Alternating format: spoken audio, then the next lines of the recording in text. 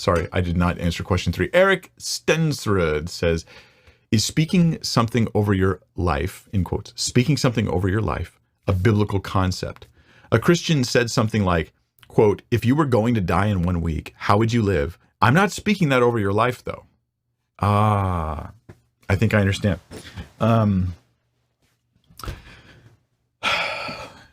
My basic answer to this question is no. Is speaking over your life as in the mere power of words. Because that's the only way that sentence could make sense. Hey, if you were going to die in a week, oh, I mentioned you dying in a week. Somebody could could think that I was declaring it like I'm going to make it happen with my words. There is, amongst some of the more prosperity preachy guys and amongst other non-Christians, New Age type beliefs, like Oprah stuff, that kind of thing, where they believe in sort of just the power of words. Like, I'm just going to declare it. And now, don't get me wrong. If you're saying like, I'm going to get this job today, I'm going to get this job today, that might bring your confidence level up and have you walk into an interview with a better attitude and with more assertiveness and confidence.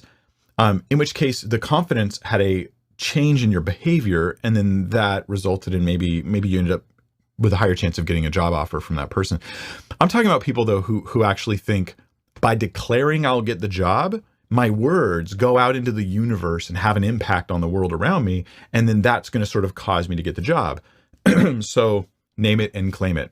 Now, some name it and claim it, and they throw Jesus in the mix. Like, I'm going to name it and claim it, and it's because of Christianity that you can name it and claim it. Others just name it and claim it because of the power of the words and the power of the universe and the power of the power of the power.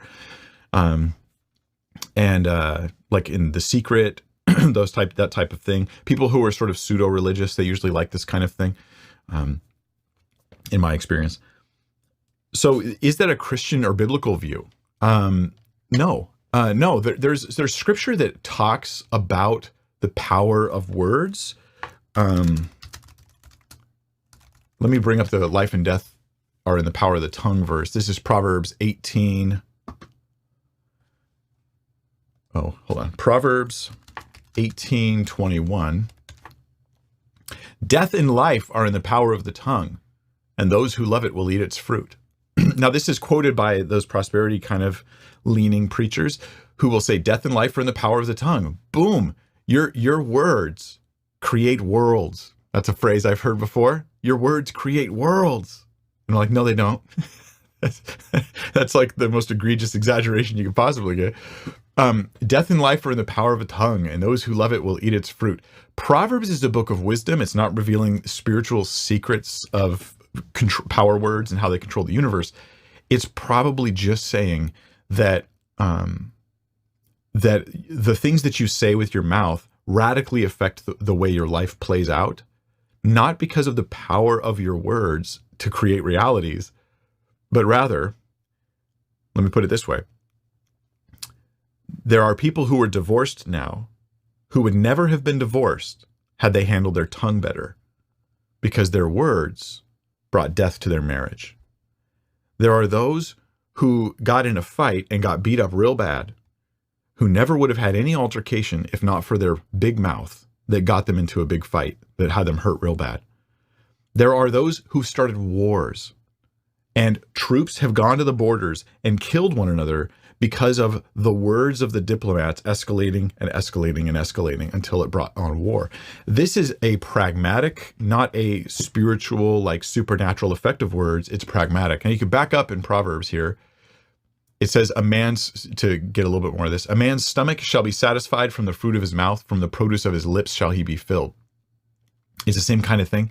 Your words are really powerful. I heard a statistic a long time ago that said that the number one reason why people get fired from jobs is not because of their inability to perform the job well, but because of attitude problems and interpersonal relationship issues. That's the number one reason people get fired, is because of bad attitude, because of the words they say. That's a pragmatic view.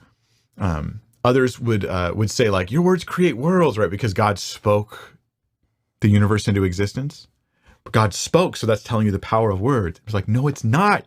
you numbskull. It's telling you the power of God. Like, God spoke the universe. You don't read Genesis 1. God spoke the universe into existence and think, therefore, speaking is super powerful. Here's the irony of this. By using speech as the thing to describe how God created the universe and created the world, what's happening here is Genesis is highlighting how incredibly powerful God is by using something that is not inherently powerful, speech. Humans should know this. Speech is not inherently powerful, right? Like right now, try it. Just declare, I can fly, and then go jump, not off a roof, I tell you. Just jump and see if you stay in the air. Just say it, I can fly. Say it as many times as you want, right? Words are the weakest things when it comes to actually manifesting reality. Words are the weakest things. That's why it's so amazing when God just let there be light. There's light, because he's that kind of power. It's not about the power of words. It's about the power of God using something that on a human measure is a very weak thing, just words.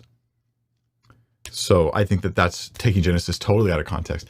So when a person says something like this, I wouldn't really highlight it. I wouldn't use it, when they say to you, hey, I'm not speaking over your life, though. I wouldn't take that moment to like, oh, let me correct your misperception here. You're probably influenced by Oprah Winfrey. Like, I'm not saying that.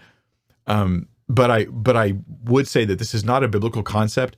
You can't just declare over my life whatever you want and expect it to happen, where you have to like throw salt over your shoulder, like a superstition thing. Like, oh, careful. Hey, if you were to die, oh gosh, I don't want to, might kill you on accident by saying that because my words are so powerful.